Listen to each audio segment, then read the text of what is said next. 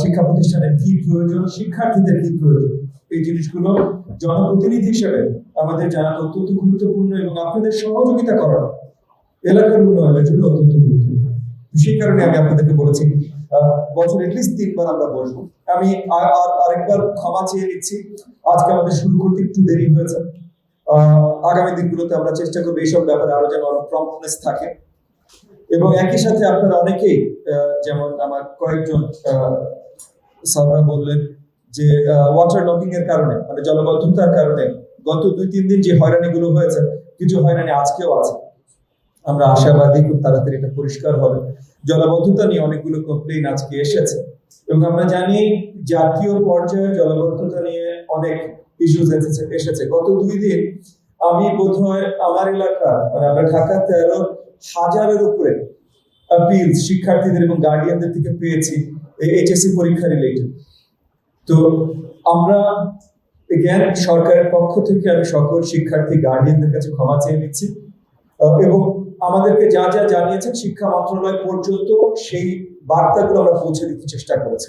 শিক্ষা মন্ত্রণালয়ের দায়িত্বে আমি নেই, আমি প্রাথমিকের দায়িত্বে, তবে শিক্ষা মন্ত্রণালয়ে আমি পৌঁছে দিতে চেষ্টা করেছি এবং আমি মনে করি যে তারা এটা সঠিক মূল্যায়ন করতে চেষ্টা করেছে। যাই হোক, সেটা নিয়ে আলোচনা না করি, আমরা আজকে আমাদের এলাকার আলোচনায় এসেছি। আমি অল্প কিছু কথা বলবো, আপনাদের কথাগুলো অ্যাড্রেস করতে চেষ্টা করবো, সো আপনারা একটু পেশেন্টলি শুনবেন। আমি প্রথমে আপনাদের সকলকে আমি যে আপডেট শুনেছি, এখানে আজকে 63টা মতো স্কুল কলেজ রিপ্রেজেন্টেড আছে। আপনারা সবাই এখনো রেজিস্টার করেননি। এই রেজিস্ট্রেশনটা আসলে খুব সহজ, বাইরে কিউআর কোড দেওয়া আছে, আপনাদের ফোনে কিউআর কোডটা দেখে আপনারা করে ফেলতে পারেন।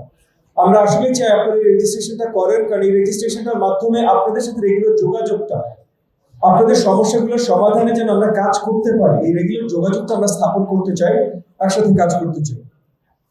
আসলে এই পুরো প্রসেসটাই আপনাদের সহযোগিতার জন্য। মানে আমি এমন না যে আমি বিশাল দানশীল বা এটা সেটা মানুষ, বিশাল মনের মানুষ না। আপনাদের সহযোগিতা করতে পারলে আমার এলাকার সহযোগিতা, আপনাদের সহযোগিতা করতে পারলে দেশের সহযোগিতা হবে। আমিও ওই হিসেবে সেলফিশ কারণে আপনাদের সহযোগিতা করতে চাই, কারণ আপনাদের সহযোগিতা না করে আমি এলাকা দেশকে এগিয়ে নিয়ে যেতে পারবো না। আজকে আসলে আমাদের মূল আলোচনা দুটো কেন্দ্রিক। একটা হলো আপনাদের কি প্রয়োজন। আজকে আমরা 20 জন বিশিষ্ট আমাদের এখানকার স্কুল এবং কলেজ প্রধানদের কাছ থেকে শুনেছি বা তাদের রিপ্রেজেন্টেটিভের কাছ থেকে শুনেছি। 63 জনের ভিতরে 20 জন মানে 1/3 1/3 কথা স্ট্রেট শুনেছি। যাদের কথা হয়তো শুনতে পারিনি তারা রেজিস্ট্রেশন করে ওখানে দিয়ে দেবেন বা আপনারা লিখিত আকারে আমাদের থানা শিক্ষা অফিসার রাজু সাহেব আছেন, ওনার কাছে পৌঁছে দিবেন বা ডিরেক্ট আমার দপ্তরে পৌঁছে দিতে পারেন। আমার দপ্তরের কর্মকর্তারা ওখানে আছেন এবং রাজু সাহেবের সাথে ডিরেক্টলি তারা সবসময় কাজ করেন, আমি কাজ করি।